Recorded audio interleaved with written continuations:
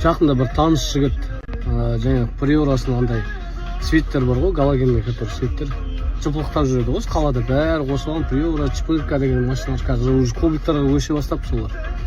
Сондай қойып алғанда сол мақтан жүретін дейді, жыпылықтатып.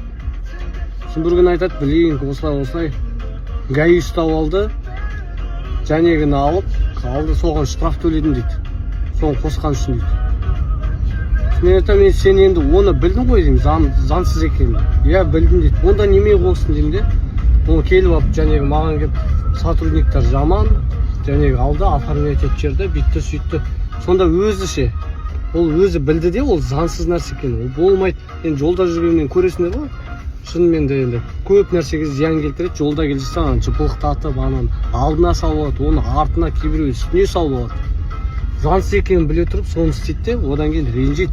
Сотрудник полиция осылай оформлять етіп тастады, бүйтпеді, сөйтпеді деп. Ол қойманы, керек емес ол. Келе жатқан водительге ол қатты мешает етеді. Қатты мешает етеді, реально. Кім жолда жүреді, сол біледі өзі. Еще жыпылықтатып анау. Не керек нәрсе деймін соны.